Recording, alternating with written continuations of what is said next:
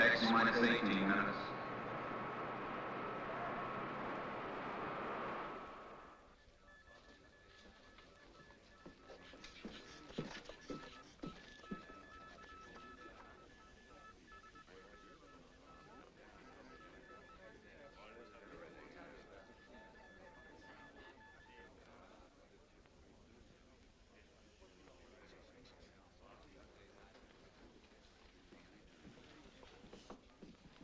Blood pressure slightly high. Nothing to be alarmed about, though. Quite understandable under the circumstance. The weaker sex. The only one whose blood pressure is normal. X minus 17 minutes. We're due in the assembly hall in another minute. Shall we go? Good luck. Thank you, Doctor, and good night.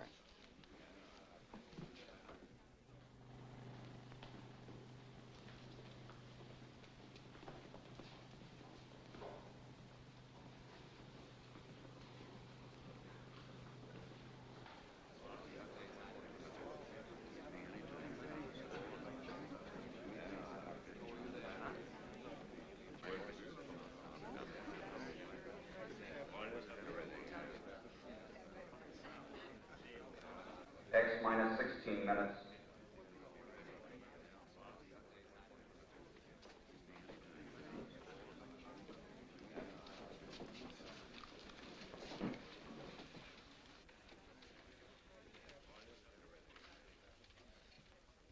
Ladies and gentlemen, every news service and newspaper is represented here tonight. And for your cooperation in the past, when complete secrecy was vital, we are grateful. However, I must make something clear.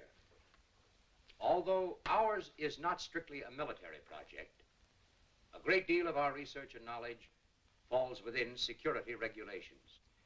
Therefore, I must insist that you reveal only such information as appears in the authorized press release, which will be handed to you later.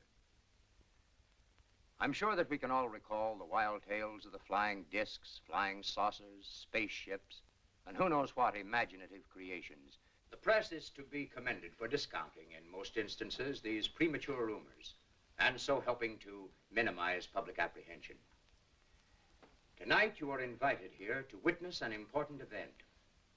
You are all familiar with our previous work in sending robot missiles into space. That phase is at an end. Tonight, we will launch the first manned spaceship, the RXM, Rocketship Expedition Moon. X minus 15 minutes. Forever, man has dreamed of visiting the nearest of heavenly bodies. Some for adventurous, fantastic reasons. Others, like ourselves, because they visualized a successful lunar expedition as the first step toward practical interplanetary travel. Today, there is even the possibility that an unassailable base could be established on the moon to control world peace. I will now introduce to you the head of this expedition and his crew, Dr. Carl Ekstrom, designer of the RXM, and as you all know, one of the most brilliant physicists of the day, and an old friend. Dr. Lisa Van Horn, his most able co-worker and assistant, Doctor of Chemistry. Colonel Floyd Graham, pilot. Mr. Harry Chamberlain, astronomer, of the Mount Wilson and Palomar Observatory staffs. Mr. Chamberlain will serve as navigator.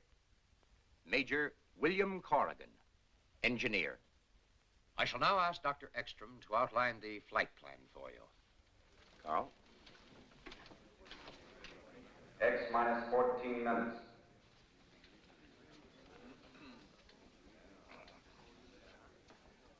The distance between the Earth and the Moon at its closest proximity is 238,000 miles. We expect to cover this distance in approximately 48 hours. The first phase of our flight will be the ascent to an altitude of 300 miles. From the start, while we pass through the troposphere and stratosphere, until we reach the ionosphere, the flight will be controlled by our automatic pilot. After we have climbed through the atmosphere, we will turn the rocket into a parallel course with the surface of the Earth. In flying parallel with the Earth's surface, we receive added boost from its rotation. X minus 13 minutes. The RXM is what is known as a multi-stage or step rocket. Upon reaching escape velocity, the tail section, which has housed the fuel to attain this speed, will be jettisoned. The nose section, which is a complete rocket containing enough fuel for the entire trip and also containing our cabin, overcomes the gravitational pull of the Earth and heads in the direction of the moon.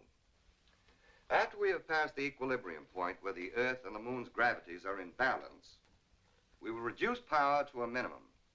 The moon's attraction will carry us the rest of the way.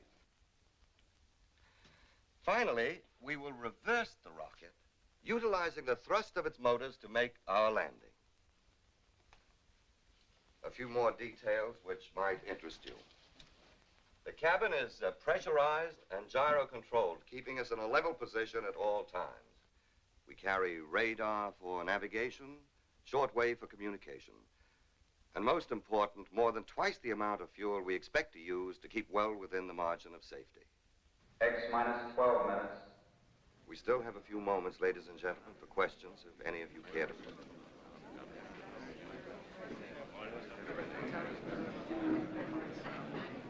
Mr. Chamberlain, how do you fit into the picture? Do you have any family? No, I've been living on mountaintops. I'm afraid it's too lonely for such opportunities. Have you ever done any flying? Only as a passenger. But you're the navigator. But you must realize that intersolar flight requires far more exact and precise navigation than any earthbound voyage. Mm-hmm. Of course, that's incidental. It is? Yes. You see, as an astronomer, I can appreciate the perfect observation conditions on a body without atmosphere, such as our moon. Do you realize that within 1 hour... I've got about 800 head grazing down there. I bought my ranch with the flight pay I saved up during the war. Mm-hmm. How does your wife feel about you going? Well, she's a Texan, too, and, well, she knows that when a Texas man makes up his mind to do something, that's it, period. Say, I wish you fellas could have seen her face, so when I walked in and told her, in the strictest confidence, of course, honey, I'm going to the moon. What did she say? Well, she looked at me for a second and then said, what for? They ain't got nothing there that we don't have more of right here in Texas. We've already made the trip 100 times. What? In the training room. Yeah, I've done more flying this last month than I've done in over 100 missions. And believe me, this is the hottest crew I've ever worked with, especially in the brains department. Yeah, very attractive, too. Yeah, I agree. But, and you can quote me on this, unless you look like a test tube or a chemical formula, you haven't got a chance. From the woman's angle, Dr. Van Horn, how does it feel making a trip like this alone with 4 men? To tell you the truth, I never thought much about it. Well, tell me, Doctor, is there any specific reason why one member of the crew should be a woman? I'd like to answer that, if I may. Certainly. The reason Miss Van Horn is making this trip is because of her pioneering research with monatomic hydrogen. It enabled her to develop the first rocket fuel, powerful and concentrated enough to make this flight possible. X minus 11 minutes. Ladies and gentlemen, we are pressed for time. You may view the takeoff from the observation bunker and return to this room immediately afterward. Everybody return here after the takeoff.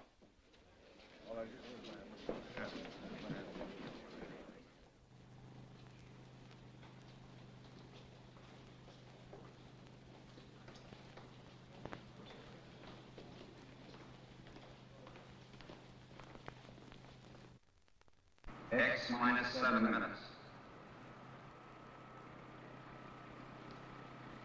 Gyro control and compass okay. Battery's all up, autopilot's okay, everything's in order. Let's go. I've checked these calculations many times. They're perfectly correct. Oh, yes, all commercial flights have been detoured 100 miles south. Thank you.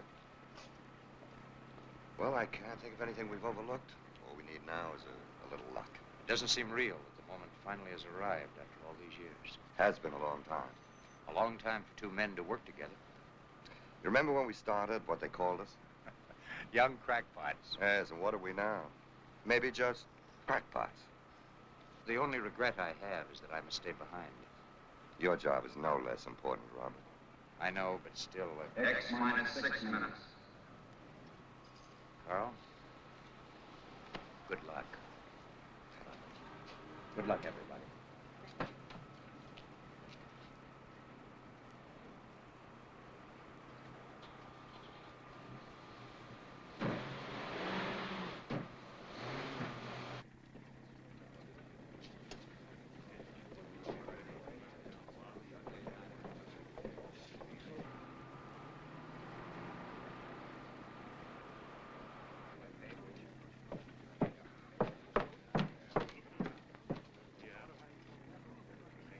X minus 5 minutes.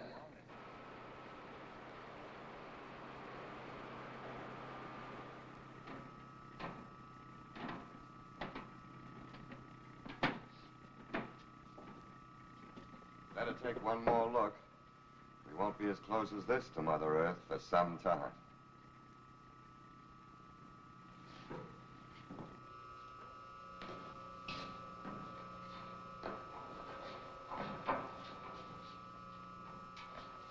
We'll give the motors a final once-over.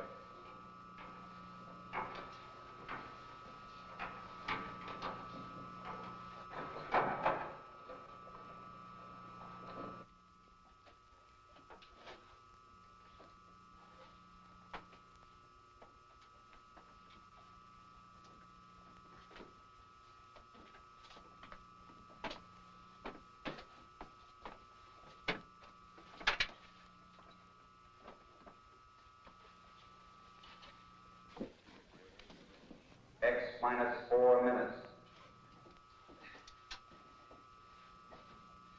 Motor room sealed. Everything in order.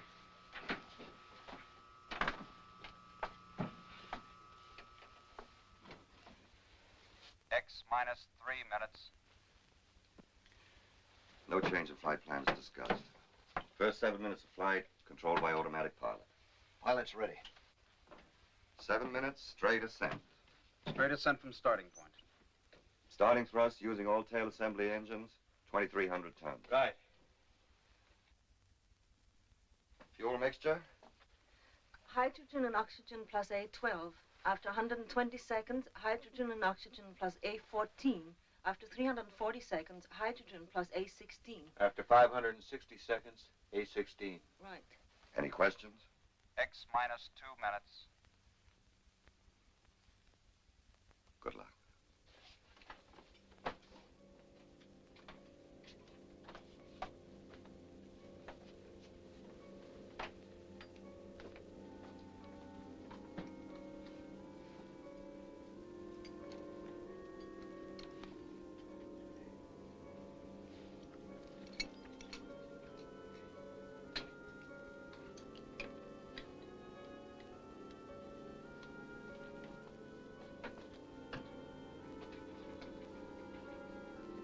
X minus 1 minute.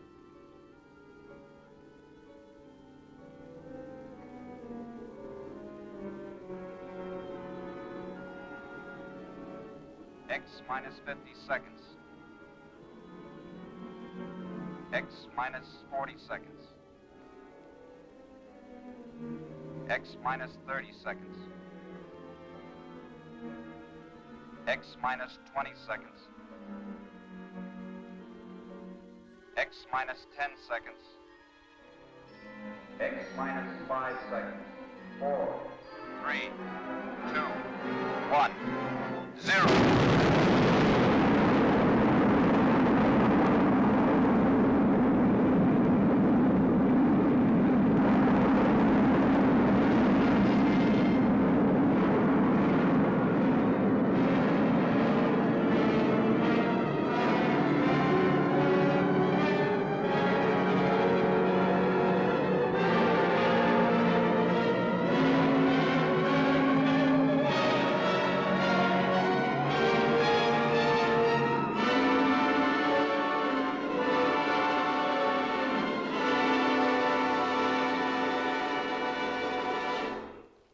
Now, if you will follow me, we will attempt to establish radio contact with the ship.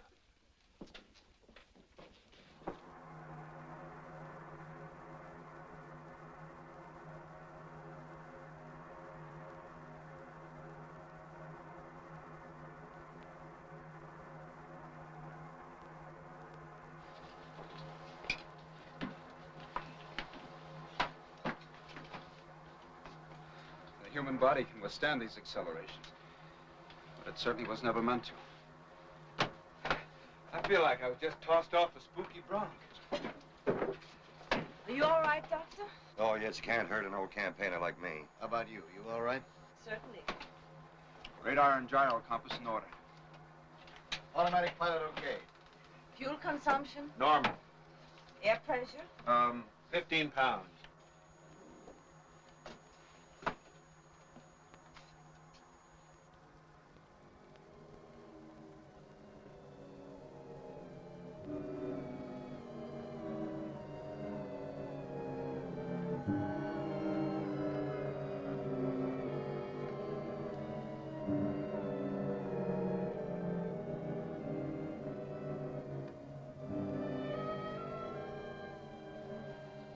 Harry.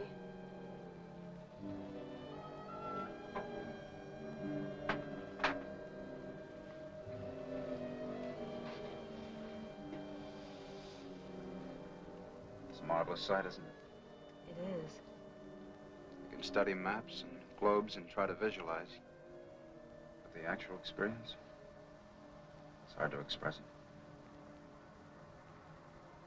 Stand by to turn.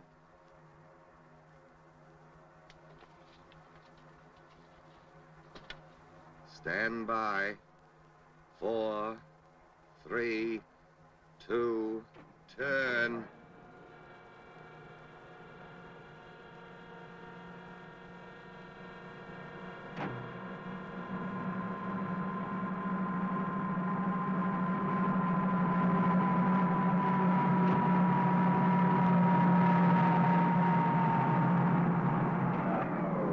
Any degree turn completed.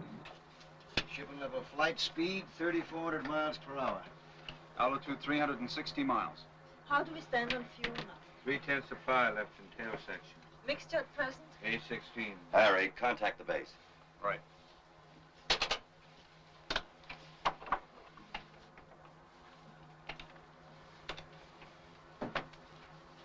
RXM, calling BWS.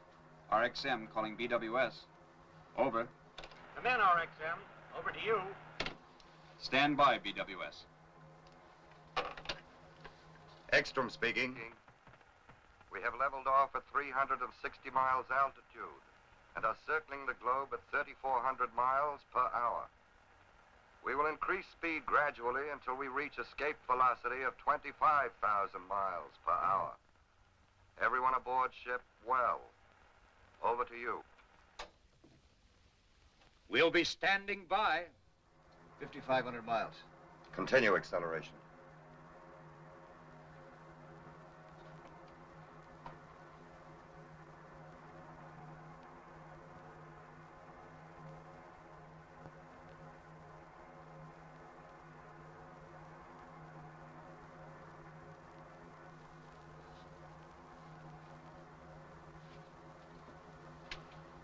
Hey, what happened to the rest of the night?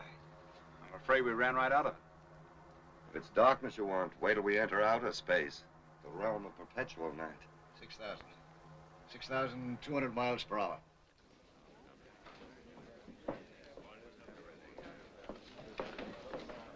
Radar is tracking them perfectly. I had contact with them 4 minutes ago. Altitude 1,600 miles, speed 21,000 miles per hour, constantly increasing.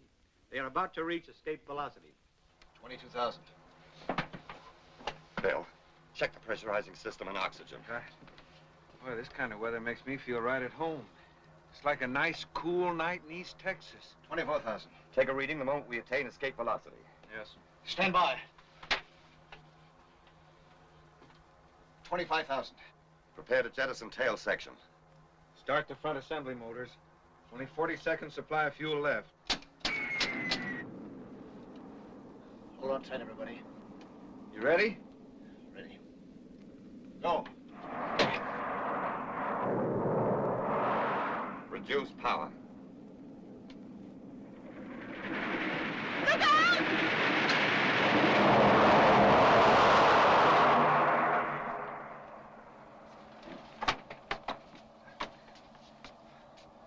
That was a little too close for comfort.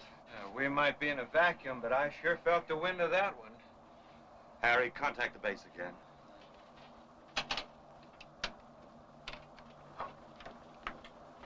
RXM calling BWS.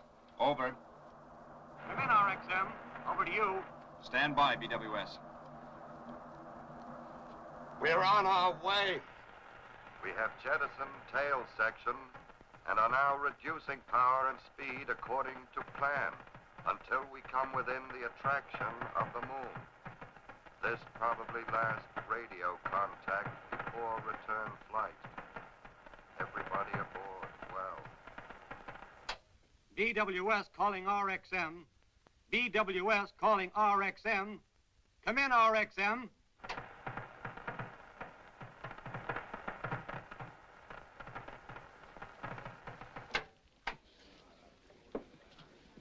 Ladies and gentlemen, we had hoped by having the entire press represented here tonight to eliminate any possible hearsay, rumor, or speculation from your reports. However, I regret to have to ask you to confine yourselves to the official news release. I promise to hand you any news that may come in as soon as it can be cleared.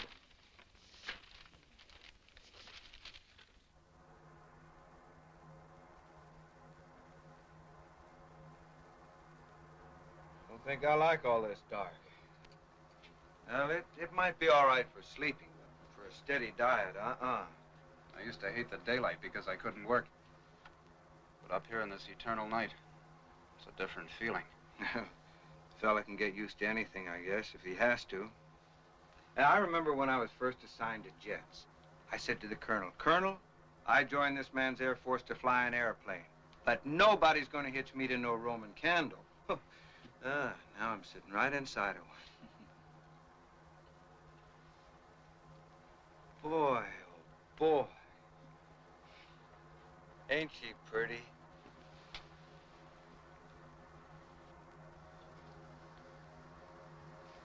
Can you see Texas?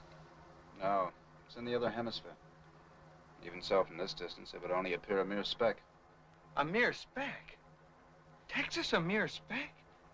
Oh, now, listen, my friend, I'm broad-minded. I've been around people, but don't you ever let any other Texan hear you say that. A mere speck.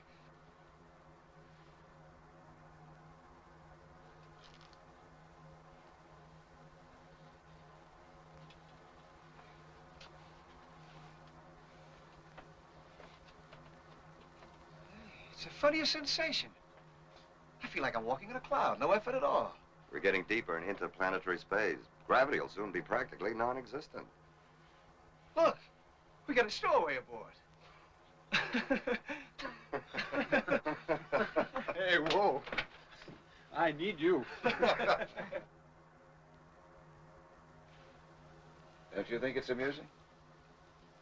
There's nothing funny about that. Simply the lack of gravity. Oh, of course, Dr. Van Horn. Better make sure our equipment's fastened down.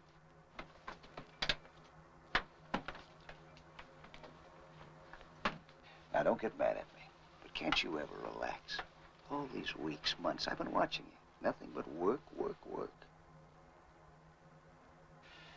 Well, I've been wondering, how does a girl like you get mixed up in a thing like this in the first place? I suppose you think that women should only cook and sew and bear children? Isn't that enough?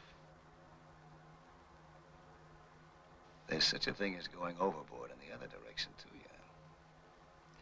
If you know what you mean.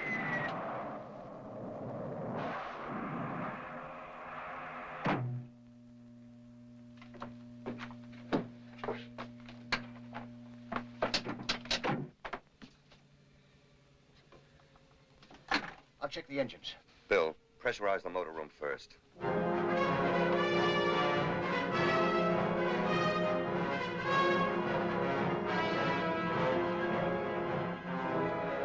Motor room pressure up.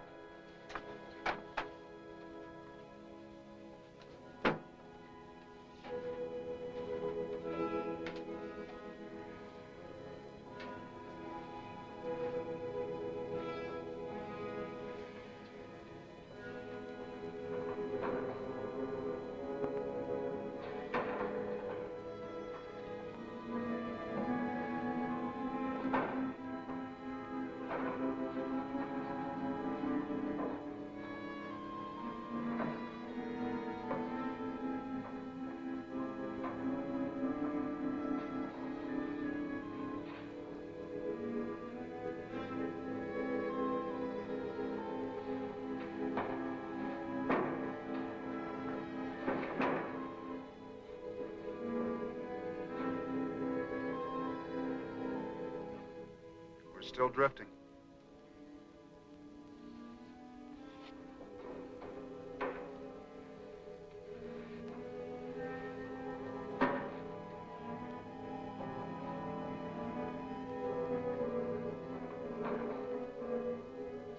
After 14 hours and 12 minutes, we've covered 112,000 miles.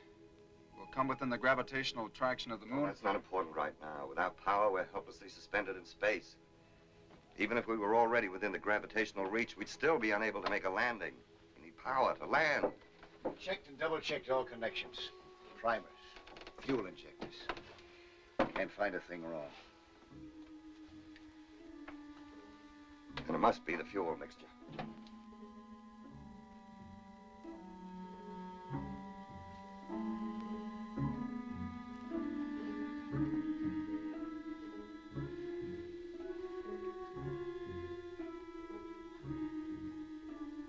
How much oxygen do we carry? Don't worry. We have plenty left for the trip. For the trip as planned, you mean?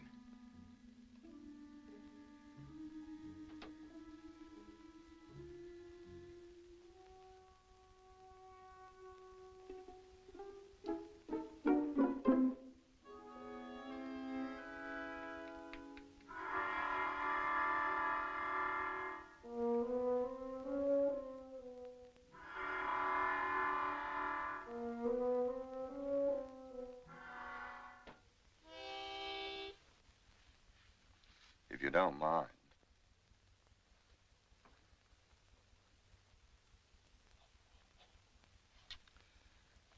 At differential 6 over m to the 30th power, the halfway check result is 262,000 to 341,000, both using tangent E, correct? That isn't the result I have. It must be the same. There's an error there. I've made no error, Dr. Ekstrom. I have to say that you made an error and discard your figures. I'm sorry. Don't be. Surely you're not going to let emotion enter into this. Certainly not. We'll continue computing using my results as a basis. Yes, Doctor. Except that I feel very strongly I should say that we should try both. We can't. To complete either calculation would take 6 to 8 hours. We can't afford the time. It's either one or the other, Dr. Van Horn. But it doesn't have to be. You can't be arbitrary about imposing your will when these people's lives are at stake. Don't you realize that?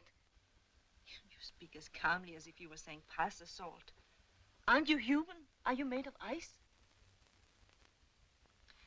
I'm sorry. I apologize. For what?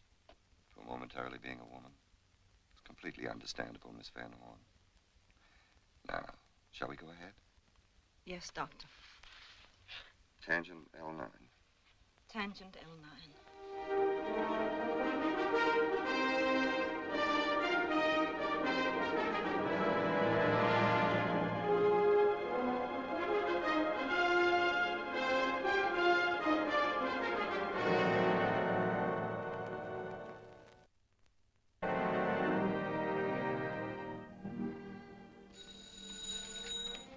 Hello? Yes? It's Dr. Hurley at Mount Palomar. Yes, Dr. Hurley? Yes? We located the RXM's position at 7:16 this morning. Since then, there has been very little change. Apparently, their velocity is far lower than we anticipated. Are you sure, Doctor?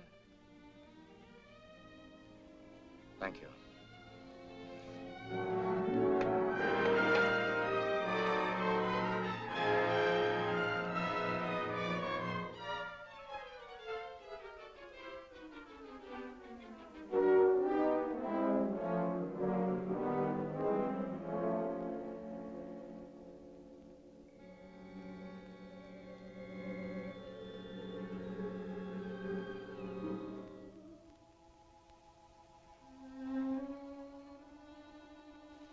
Wind that blows between the worlds. It cut him like a knife. What? Oh, nothing. It's a line from Kipling's Tomlinson.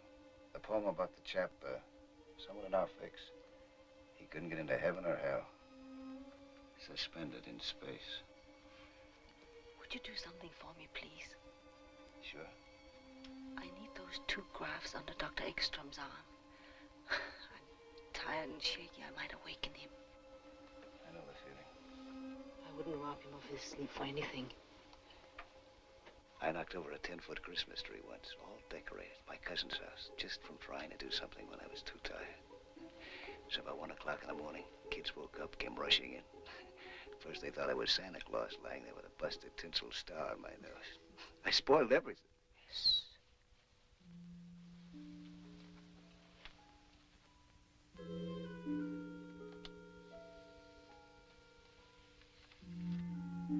Thanks. It's no trouble.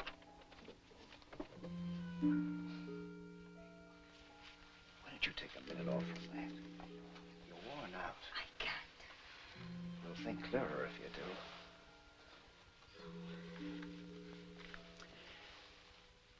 When I was flying in the war, we had a guy like you in some of our long missions. Too bad. Too bad? Blew his top. We had to put him in Section 8. Held it in too long, never let down a second. You're right. I'm not even thinking straight anymore. Numbers buzz in my head like wasps. I ought to think of something different.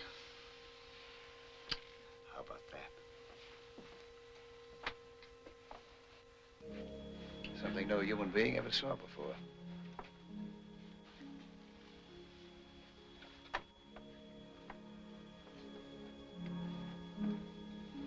You know, it's funny. One never thinks of the Earth that way. As a dying planet with nothing to give out but reflected light. A mere moon.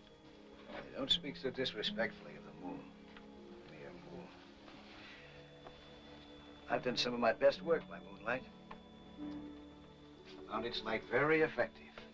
For navigation? For any purpose. Don't underrate it. Moonlight's potent. You're speaking of its effect on men and women? On women. I don't need this stuff myself. Oh, you're immune. No? Just don't need it. But did you ever park in an open convertible on the cliffs overlooking the Pacific? On a warm summer night when a big moon hung up there like a lantern? The blue light from it walking across the water. Radio playing a nice tune. Waves whooshing on the beach. No, perhaps unfortunately, I never had the time nor the thought to do anything much beyond my profession. Now, don't tell me that you never looked at that old moon except for astronomical reasons.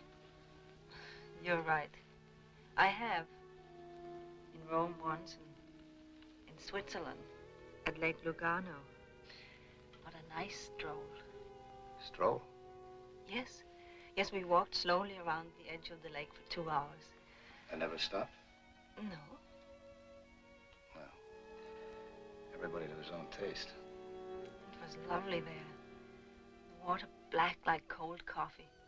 The moonlight like flecks of ice cream floating on it. The music from the hotel ballroom. Oh, but that was so long ago.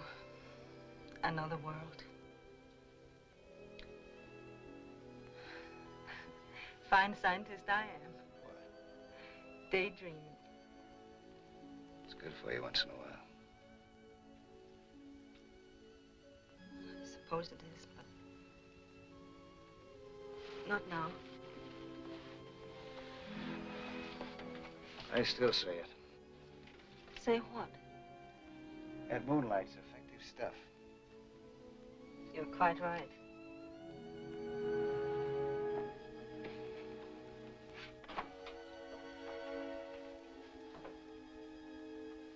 What effect a double dose like this would have in a convertible? Nothing. Skip it. Meteorites!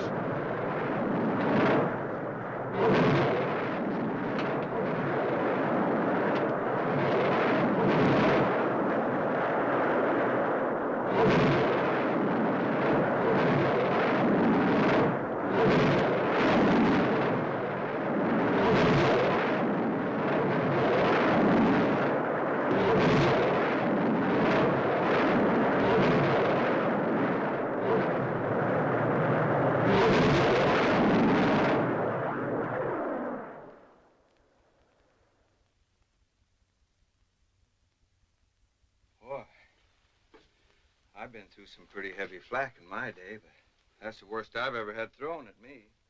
Heavenly flak. Say,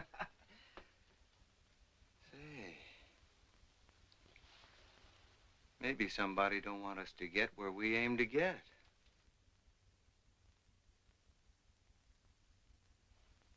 Oh, cheer up, Harry. After what we've been through, we'll get there all right. Maybe it'd have been better if one of them had struck the ship. At least have been sudden. Quick.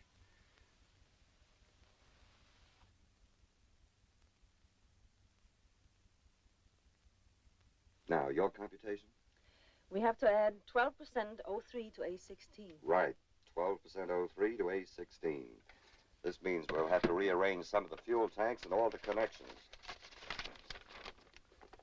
I will replace these H tanks with these. The motor room's pressurized. Think you can manage a half-ton tank? Oh, sure. Down on my ranch, I used to throw a little old 1,000-pound steer over my shoulder every morning. Sure that wasn't a little old bull you were throwing.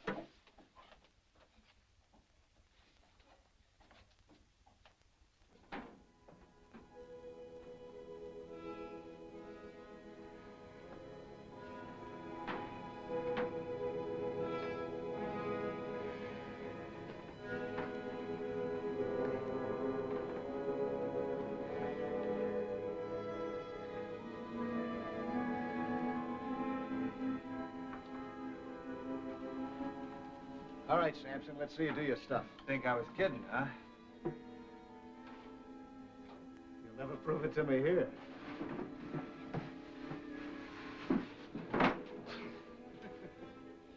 Doctor, can we be quite sure these proportions are safe?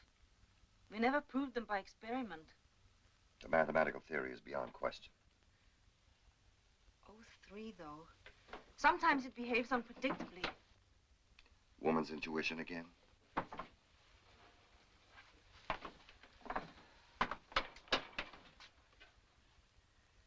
O3 to A16. 12% O3 to A16. Our chart deviation is 32 degrees. Present position is... We'll correct course when we're in powered flight once more. Right. All ready? Ready. Stand by, everybody.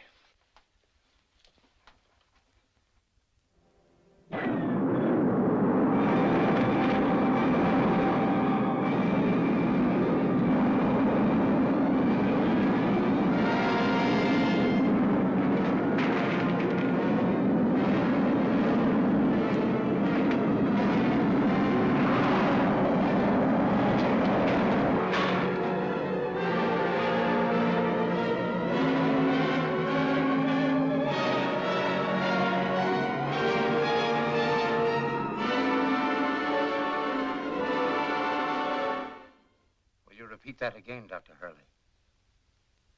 Are you certain? Yes. Yes, I see. Thank you.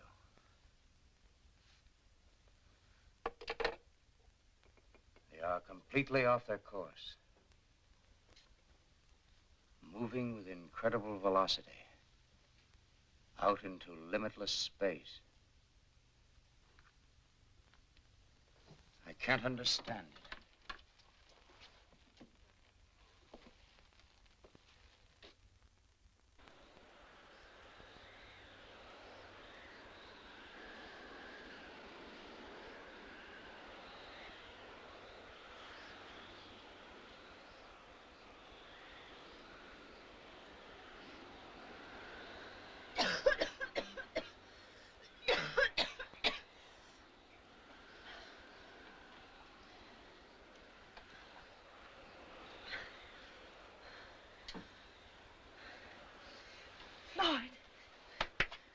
Floyd.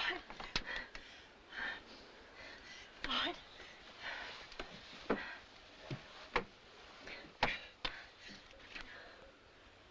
You all right? Yeah. Yeah, I'm all right. Harry. Harry. Harry. We're not getting enough oxygen.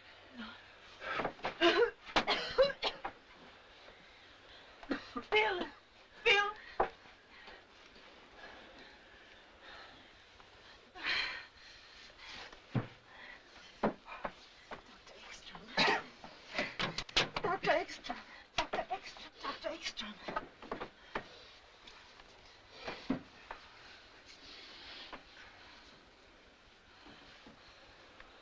How long has it been since?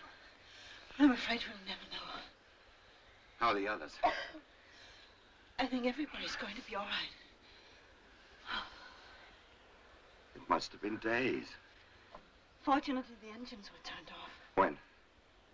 I must have turned the levers off when I blacked out. But at what speed? You know the consequences of a body moving with unchecked velocity in free space. Infinite motion.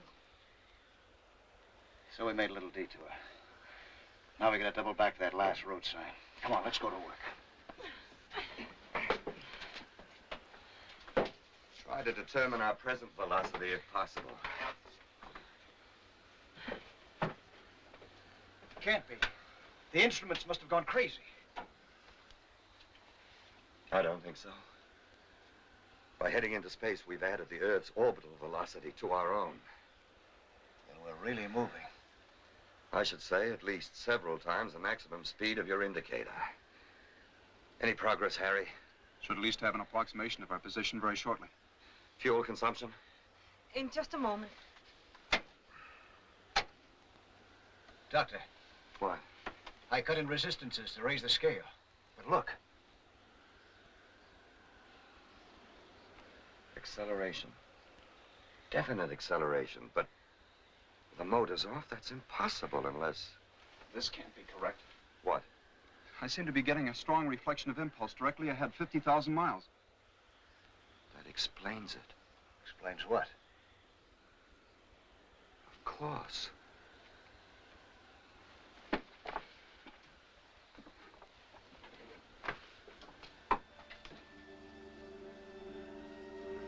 Unbelievable. It couldn't be mere chance.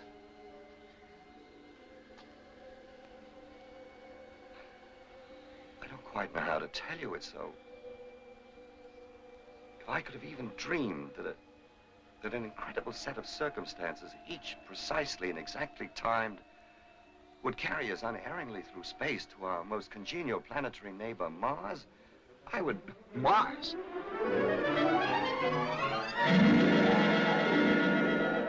It's utterly unbelievable. No doubt whatsoever. Unmistakable. Mars. What do you know? What does it mean, Doctor? It means there are times when a mere scientist has gone as far as he can. When he must pause and observe respectfully while something infinitely greater assumes control. I believe this is one of those times. We shall go on, of course. Our overall fuel consumption was 42%. a Martian landing. Approaching a planet with atmosphere is far easier than the lunar maneuver. Certainly we shall go on. We should be betraying an unprecedented opportunity to do otherwise. And I'd suggest there's a couple of little things we might do. This ship isn't going to land itself, you know. Mars. I'll be darned. We must first compute the correct thrust and fuel mixture to comply with anticipated conditions. Escape velocity, 12,500 miles an hour. Oxygen at surface level, 15%. Prepare to change the parallel course at distance 1,500 miles. Right. I've located them. Located what? The Earth and Moon. Well, where are they? Here, take a look.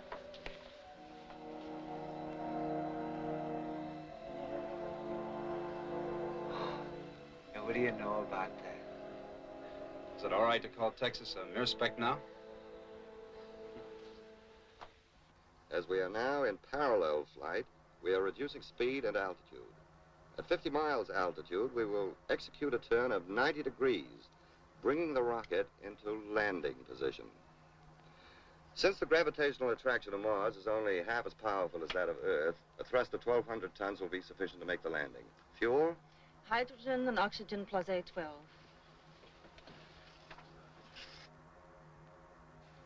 Altitude 70 miles. 65.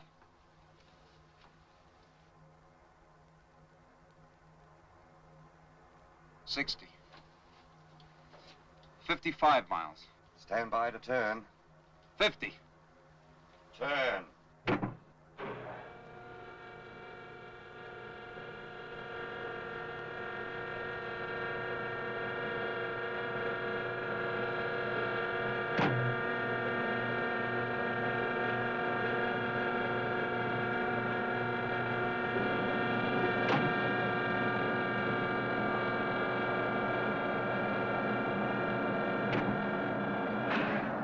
90-degree turn completed. Reduce power.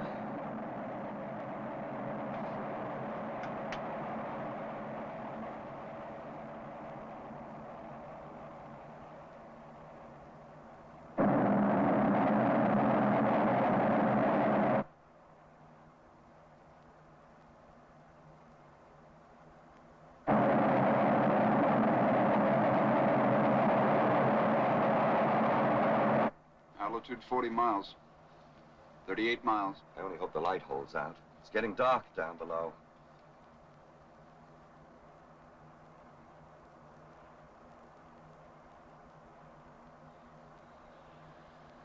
Clear to increase thrust at altitude 15 miles.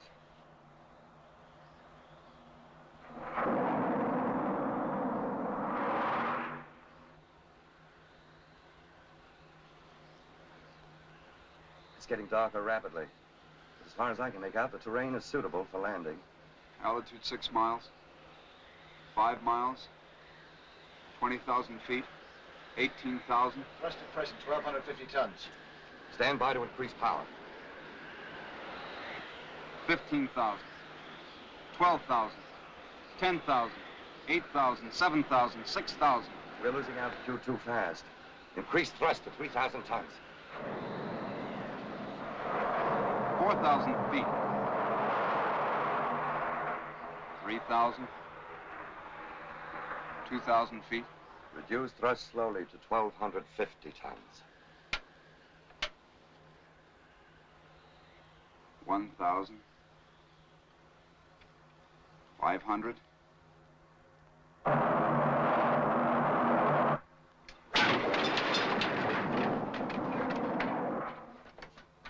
Save the engines. Nice work, Floyd.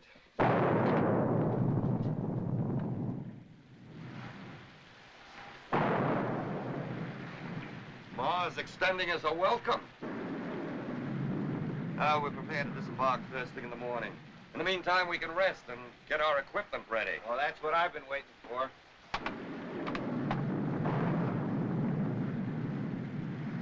Yeah, I've been itching to get into one of these things.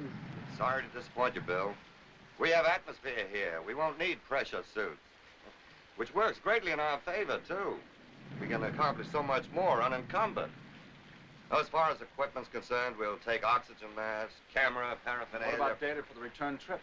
It must be exact and precise. Hadn't we better begin preparation? Yes, of course, you're right. We have so little time here. Such an opportunity. Let's think about that for a little while first.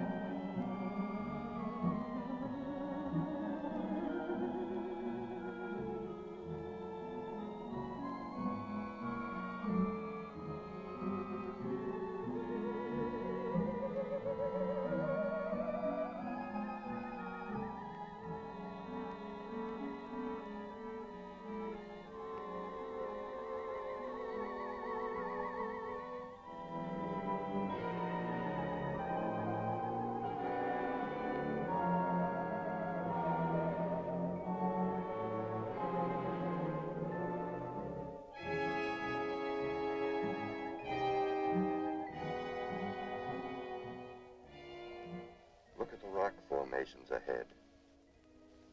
Notice the abundant coloration? Green, orange, yellow, black. A sign of tremendous mineralization. Manganese, copper, nickel, pitch blende. Immense deposits of pitch blende. You figuring on staking out a claim here? Just making sure we can find our way back.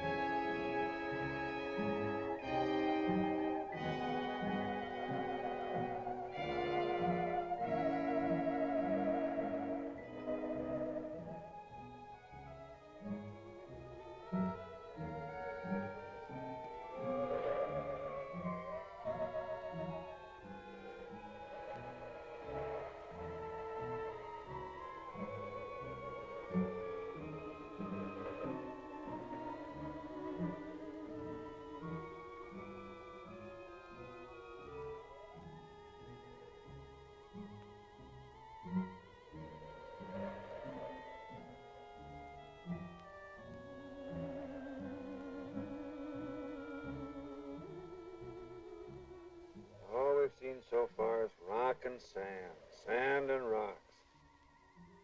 I wonder when we're going to run across some of these Martians. You know, from what I read, they've got pale faces and pinheads and fishy eyes. Shall we go?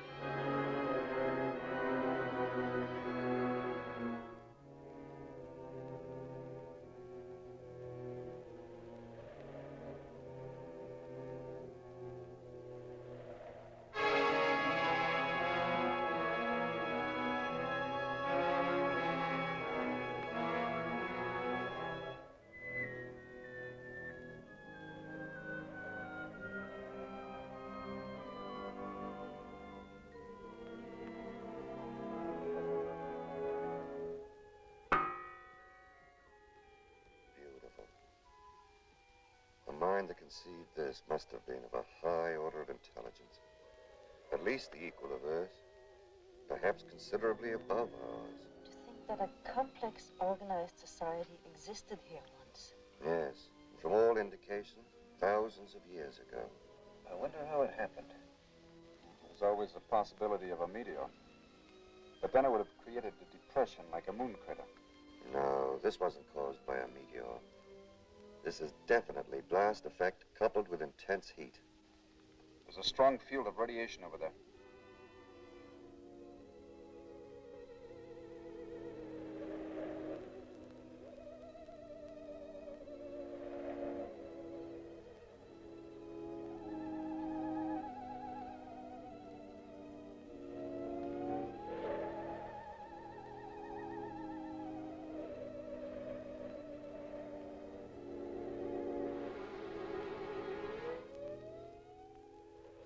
You'd better stop. The radioactivity is at the danger level.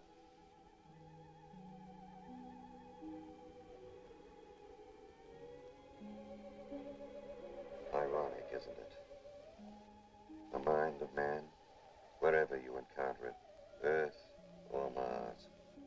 highest attainments of human intellect, always diverted to self-destruction. Perhaps the entire surface of the planet is one vast ruin, like this. Well, do you think we ought to start back to the ship? I agree to that. We're neither prepared nor equipped for any stay here. We have supplies for several days. Let's use this precious time as effectively as we can. I agree with Dr. Ekstrom. A day here is more valuable than years of research on Earth. Well, okay then, let's get going.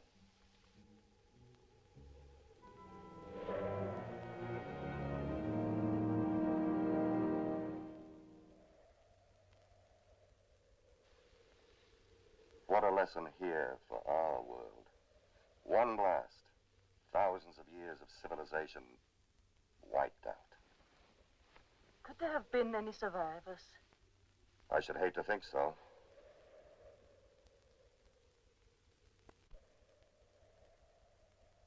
We still don't know all the genetic effects of radiation, but that it will produce mutations, malformities, disfigurements, blindness, that much we're sure of from research. A blast like this, I should hate to think that any survived. Why don't you try to get some rest? If I ever get back to Texas, I'll know better than to leave again. Yes, sir.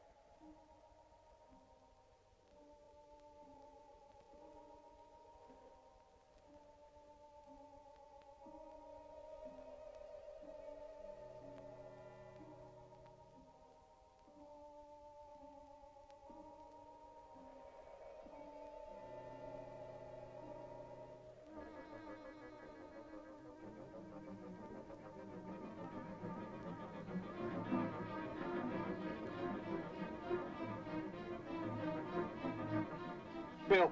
Morning, Dr. Ekstrom.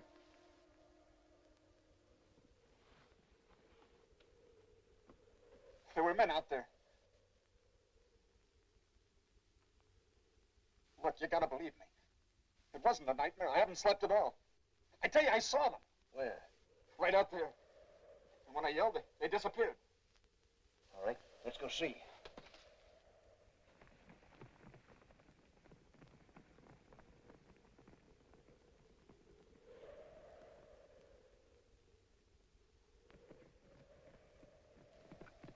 Right here.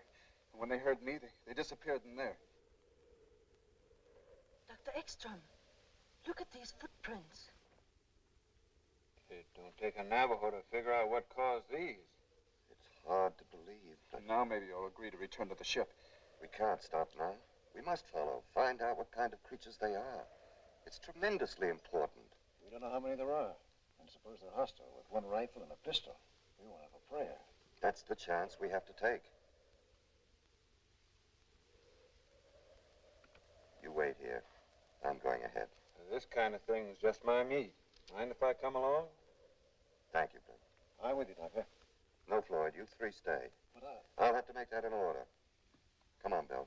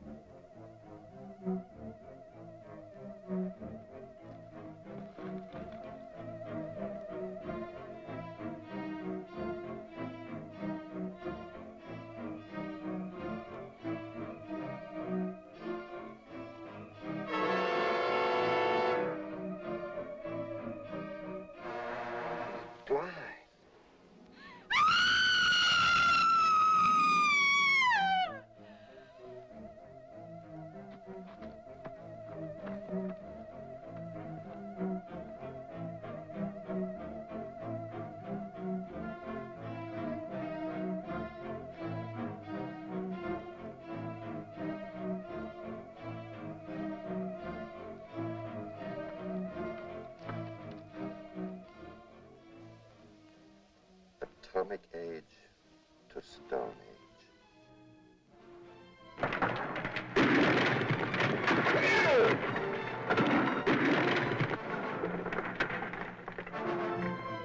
Bill!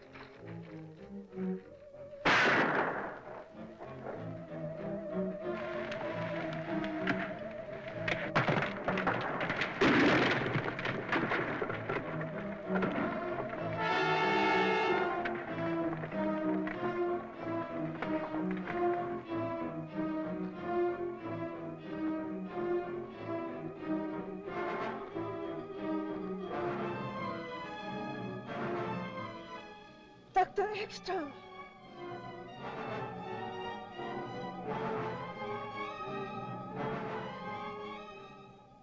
Where's Bill?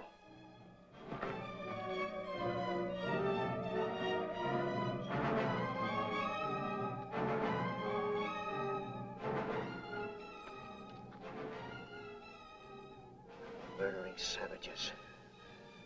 No, Floyd. Poor, fear-crazed, despairing wretches. Pity them. Pity them. Don't talk anymore. You must get back to Earth. Tell them what we found. Maybe this will...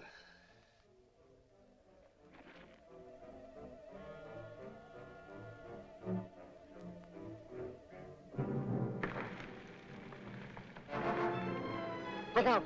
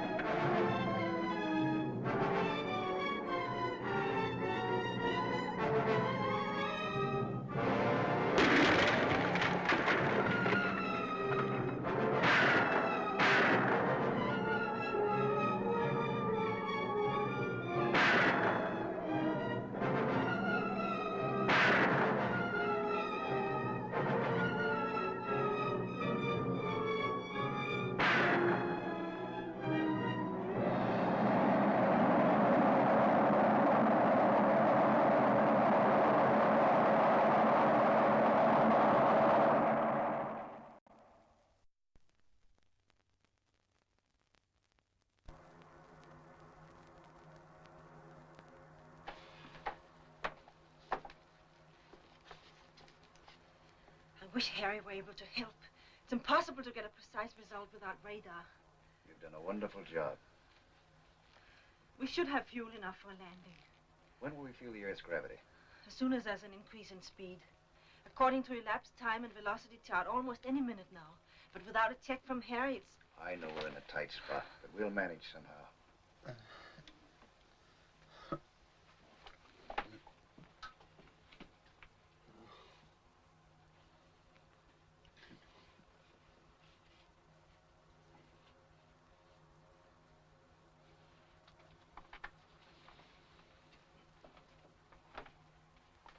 Any sign of increase in speed? Not yet. You know, you're a pretty swell girl, Lisa. Girl? I'm not Dr. Van Horn anymore? No, just Lisa. Doing her job. No, I don't see you that way at all. I see a woman sweet, gentle, and beautiful. I'm not the same? Somehow, no. But I am, you know. The same, I mean. Well, maybe I've changed then, but I feel that I've never known you before. Will you, do something for me, please? Sure, what? Say my name the way you did a moment ago. Lisa. RXM calling VWS. RXM calling VWS. Come in, VWS. Over. Come in, VWS. I can't contact them. They won't answer. They won't ever answer. Of course they will. Speed's increasing. We're gonna make it. Shut off the fuel.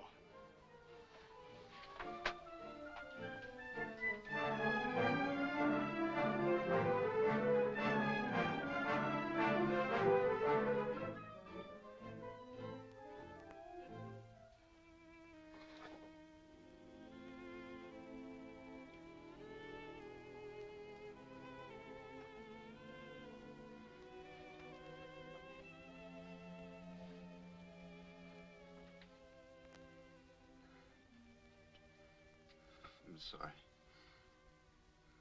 I wish I could help. You heard what Floyd said. Everything will be all right. What about the fuel? We lost so much. Well, we'll have enough for a landing.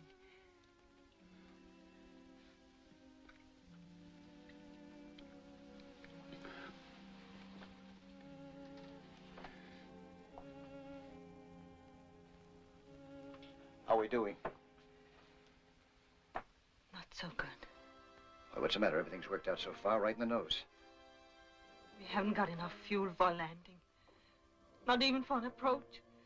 But the motors were functioning perfectly before I shut them off. At 1/10 of capacity. I'm sorry, it's all my fault. Maybe it's only the instruments.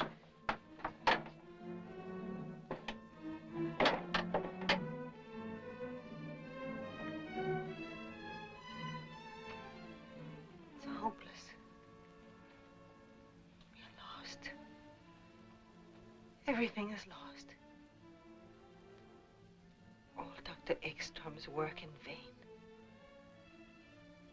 Now the world will never know the terrible truth we learned. No. Maybe there's still a chance. We must be close enough for shortwave. Try to contact the base. If we only could.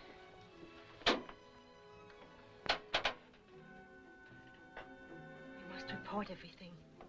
Tell them as much as we can. What we saw.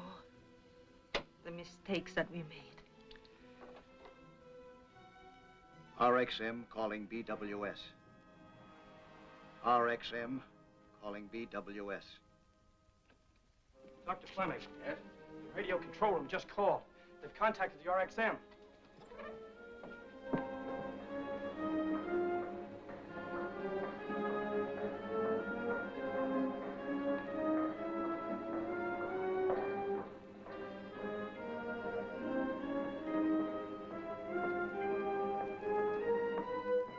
There's too much interference. You better use these, Doctor.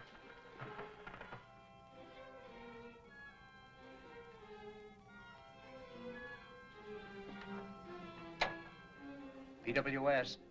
Fleming speaking. Calling RXM. Come in, RXM.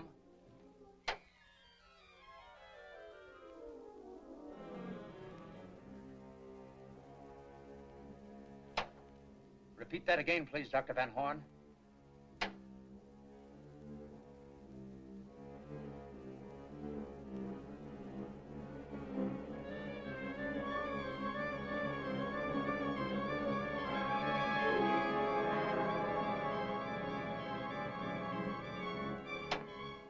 What about Dr. Ekstrom?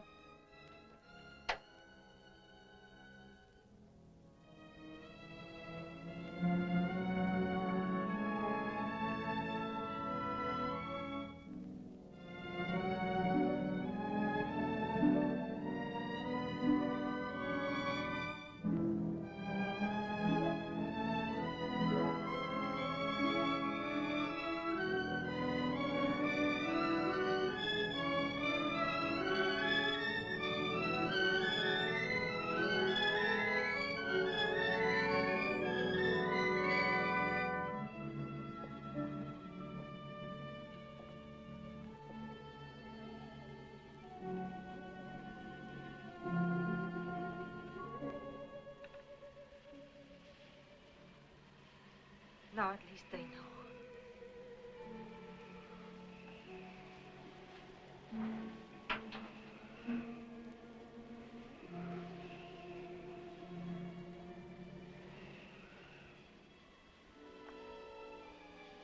Floyd, hold me. Hold me tight. I wish I knew some words that would help. I'm sorry that we haven't had any time. That we didn't meet or know each other the way we do now sooner. Time isn't so important. Oh, yes, yes, it is. Don't. We can say that time is behind us, that we've had years together. Yes. I can tell you about 1,000 wonderful hours we've spent together, because I feel we would have, inevitably. And there's not that much difference between the future and the past. Not if you feel this way about it, no.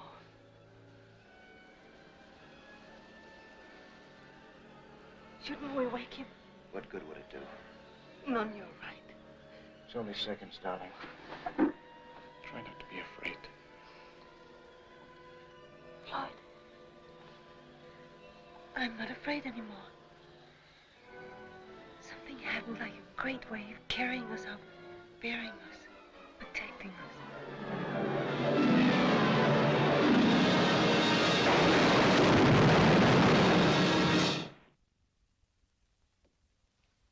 Dr. Fleming? Yes? The men from the news syndicates are still waiting. All right, let them come in.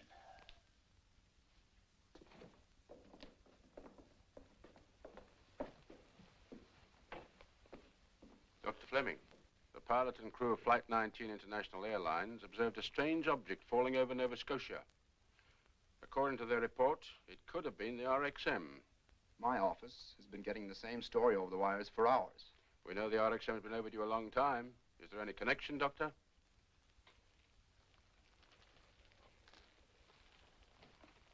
As yet, there has been no confirmation, but yes, I believe there is a connection. Then they all perished in a crash. No, 2 were lost earlier. But the flight must be considered a failure. Failure? Every point of our rocket theory has been established. It has proven that interspace travel is not only possible, but practicable. And it has supplied us with information which may well mean the salvation of our own world. No, gentlemen, the flight of the RXM was not a failure. Tomorrow we start construction of RXM-2.